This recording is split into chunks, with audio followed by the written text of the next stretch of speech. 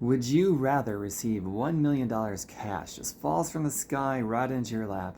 Or would you rather have a YouTube channel that you've inherited that has 1 million+ subscribers who are active and engaged on your YouTube channel?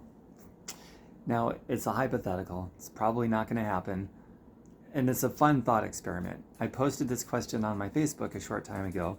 Got a good number of responses, really cool answers. Most answers I didn't at all agree with, and that's fine. But I enjoyed everyone's participation just the same. So thank you everyone who participated in that, and also in this video too. Feel free to keep the conversation going. So even though it's a hypothetical and a fun thought experiment, it really does highlight something that is very interesting to say the least. So there's reasons why there's very few people that have generated a certain particular kind of wealth where they get to spend their time doing whatever they want to do.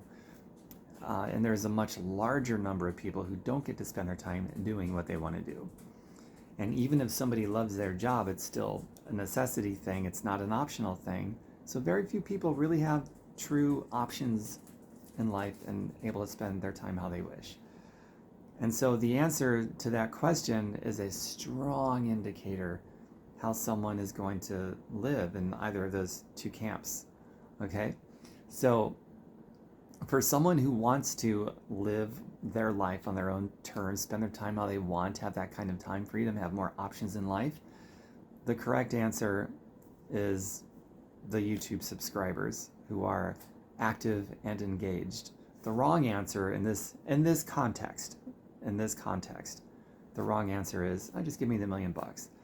And here's why. So if you take the $1 million as opposed to the other option, right off the bat you lost half of it to the public treasury, which the richest people in the world are going to steal that from you, unknowing to you, through the public treasury, and it's going to be completely illegal because we live in a system that is completely rigged against you. And so that's one reason as to why the many do not live their time how they wish. But the other reason why the many do not live their time as they wish, and the bigger reason, is how the many responds to a system that is completely and entirely legally rigged against them. That sucks. And the reason for that is there's no financial literacy. There's no real financial education in our school system, especially our public school system. And the discourse that takes place on cable news, mainstream media, our political leaders that we elect, none of them are talking about or promoting financial literacy. And I personally believe that's all done on purpose, because the richest people in the world need a nation of financially illiterate people so they can keep robbing you legally through the public treasury. It is what it is, man. So changing how we respond to that is pivotal. And there needs to be an element of curiosity. Otherwise, we aren't going to, individually, people are not going to make those discoveries if there's no curiosity there, because it's something you got to look for. It's not going to show up with wherever it is you're going right now. So beyond just losing half of it right off the bat to taxes and so forth, and having it stolen from you from the public treasury by the richest people in the world that legally bribed our politicians to rig it that way and to slant it in their favor, there's other factors too. So if you're given $1 million lump sum, it's like, there's another analogy. Would you rather get a golden goose that lays golden eggs, or just get the golden eggs? Of course you want the golden goose, because then you can keep having more eggs over and over and over again in perpetuity with no end. So then you're set for life. It's the same kind of thing here. So when you have $1 million and that's it, so you'll see half of that, because the other half has gone in taxes, but the other half, you're going to spend it. You're going to blow through it. If you're really careful with money, maybe it'll take you a while. Others might blow it more quickly, but that will run out. Period. It's a mathematical certainty. So a lot of people said that they would take the $1 million so that they could do more things for themselves, their families. Some people had more philanthropic goals. They want to feed more homeless people. Well, right off the bat, if you just take the $1 million, you've kneecapped how much more you could have done for homeless people, or whatever philanthropic aspirations that you have, or things for yourself, things for your family. Taking the cash, you've kneecapped that drastically. And $1 million, in addition to that, does not have as much buying power as it used to. And as time goes on, it's going to have even less and less buying power. In fact, I don't even know if a person can live one lifetime on $1 million anymore like you used to be able to, and quite lavishly. And as time goes forward, like I said, it'll get worse and worse. So some people might say, I'm going to take the $1 million. I'll be smart with it. I will save it. I'll put it into a CD, which stands for Certificate of Depreciation. They've changed it since then to make it Certificate of Deposit, because the richest people in the world need you to believe it's a certificate of deposit instead of a certificate of depreciation. So they changed the name of it, but not the function of it. And what that means, whether it's a CD or a money market, a savings account, something that draws interest, the interest is going to be less than inflation. So interest rates are up today, but inflation is also up, and it's up at a greater rate than savings rates and CD rates. So no matter what, the more money that you save, the more buying power you're going to lose. And that's where savers are losers comes from. It's that. In absolute dollars, you will have more of.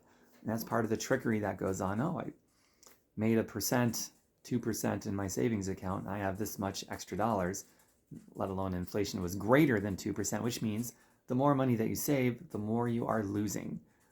And the richest people in the world need you to keep believing that lie that you're making money in a savings account, because they have a goal of stealing more money from you in a legal way through various means, not just the public treasury, but also from how the banking system is regulated in their favor and against you.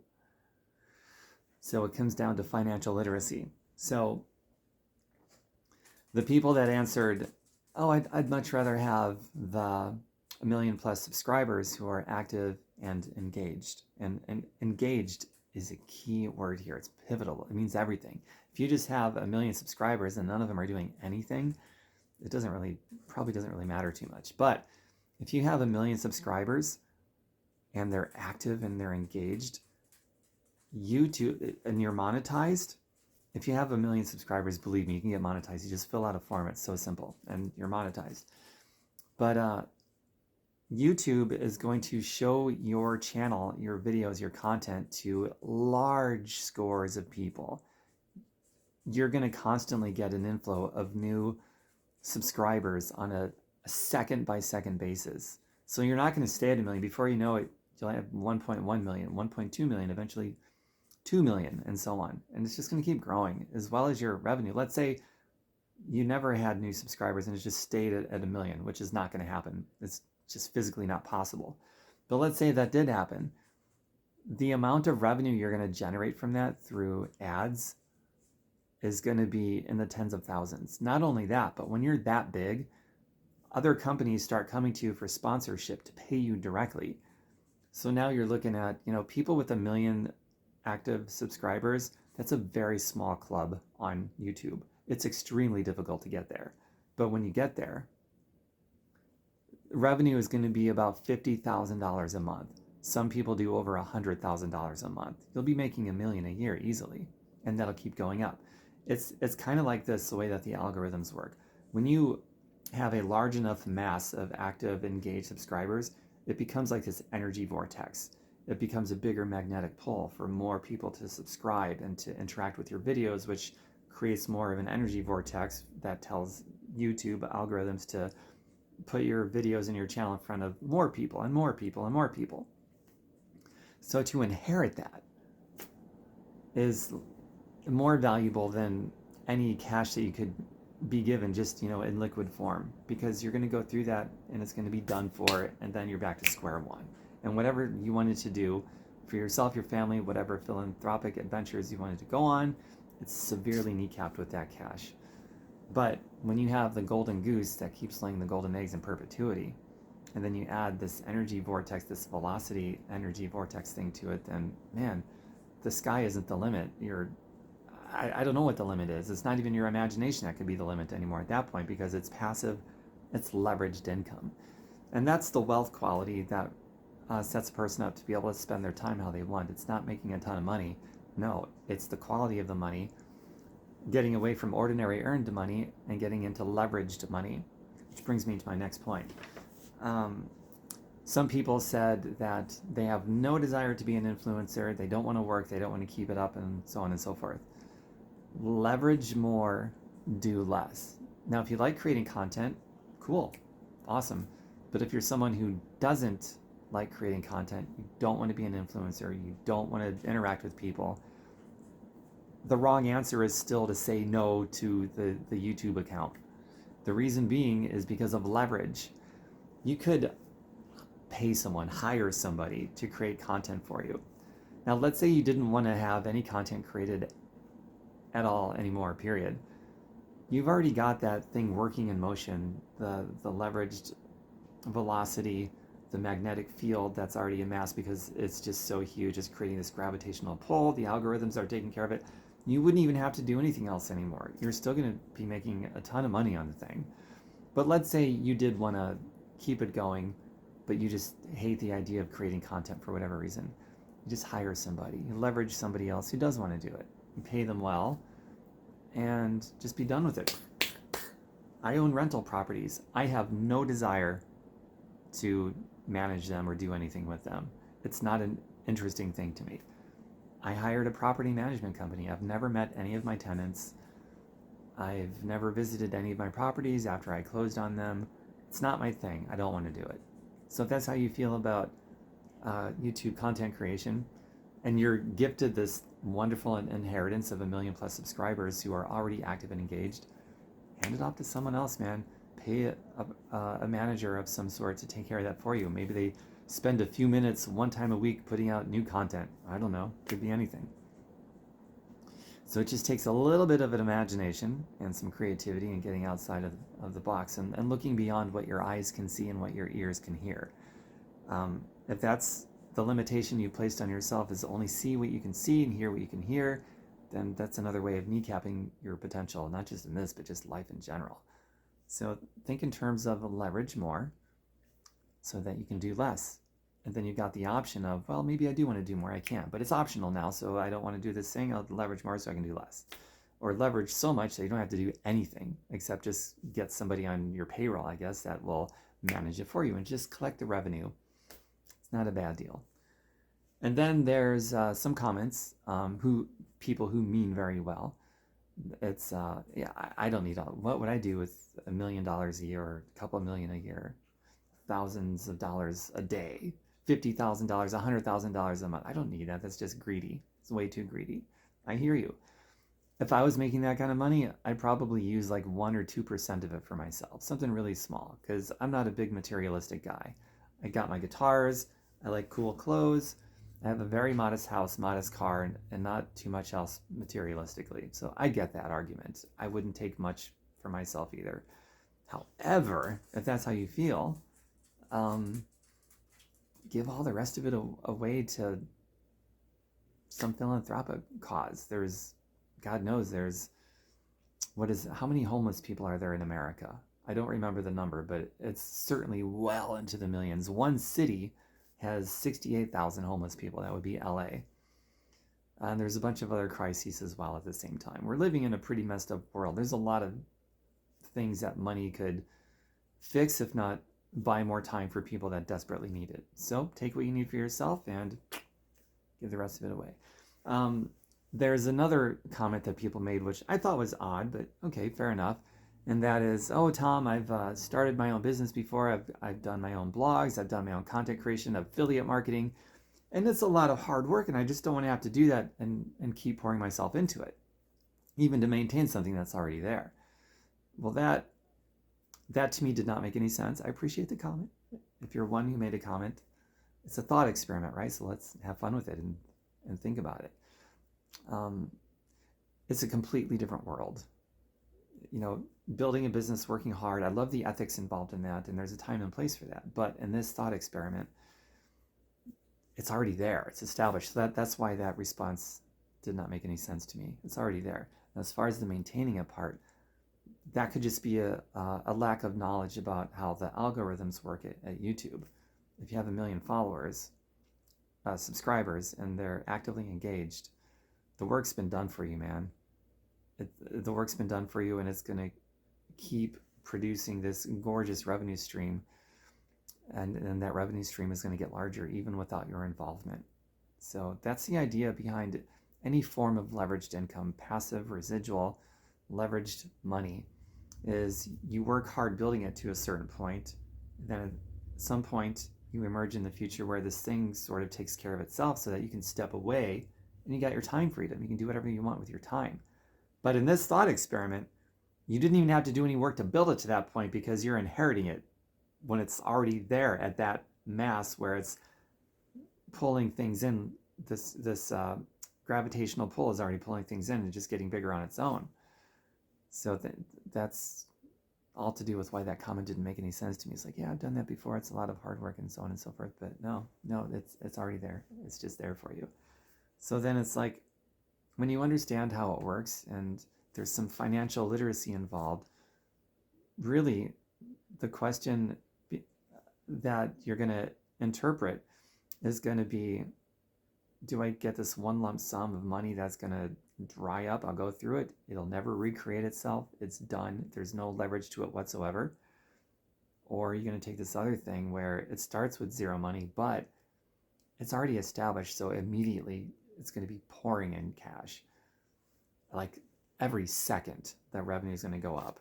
And every minute, every day, every month, every year. And as time goes on, it's going to come in at a faster rate. Therefore, whatever it is that you want to do, that resource is never going to run out. It's going to keep coming in perpetuity versus the one lump sum cash.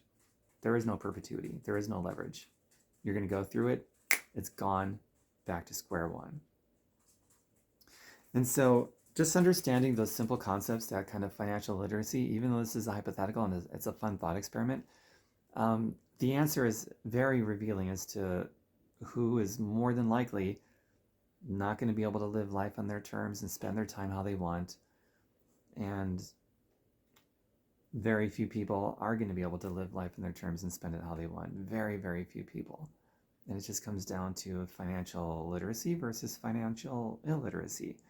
And the people who are not financially literate, unknowing to them, they will constantly have their money legally stolen from them through the public treasury, through how the banking system is regulated, slanted in the favor of the richest people in the world. And the people who are constantly being robbed and ripped off legally, they just don't know about it because they're not financially literate. And so one thing I hope we can all get over as a society is this false sense of moral altruism. We live in a country that will literally let you die if you cannot afford medical bills. We are, in many ways, a very morally bankrupt country. What I think 48,000 people a year will die because we don't guarantee healthcare as a right for everybody. Therefore, you have to generate wealth of some kind. It can be ordinary earned income, where you constantly have to work for it and you never really own your time. Or you can get into leveraged income, get curious and find out what that is and start focusing on that. And then emerge at some future point where you do have options and you are a free person and you're not going to be ripped off anymore in a system that's slanted against you. There's really two camps of people, and there can be subdivisions beyond just the two camps, but to just keep it broad and simple, those are two very valid different camps of people. And none of that speaks to the moral character of a human being. There's plenty of D-bags in both camps, and there's plenty of awesome people in both camps. So none of this has anything to do with like the quality of a human being. But we must get over any false sense of moral altruism when it comes to money. In fact, the more toxicity somebody holds to money, the more it becomes easy for the richest people in the world to keep robbing the rest of us blind. So we have to get over that and come to this realization that we do live in a country where if you don't have money, this country is willing to just let you suffer and die and go into bankruptcy and all these other terrible things. So it becomes of paramount importance. And from there, a person can decide what kind of money that they want to make, provided that there's some kind of financial literacy. Then you can understand there's different qualities of money and which one is better, because it's not equal. Not all incomes are created equal. I'm not talking about the size, but I'm talking about the quality of it. Is it leveraged or is it not leveraged? It's not an equal difference. There's one that's superior where the other is inferior. They're not different but equal. Leveraged is far superior than ordinary income. So that's my video. I hope you enjoyed it, and if you want to disagree on something, totally fine. I've been studying this topic actually for quite a long time, since 2007, so all of my statements here in this video pretty much based on empiricism, except maybe the superior-inferior statement. But even that is based on empiricism, even though it's an opinion. I hope that made sense. Well, feel free to comment. I don't mind being challenged. As long as you don't mind being challenged, it's all good. Bye for now, everybody. Feel free to share this if you'd like.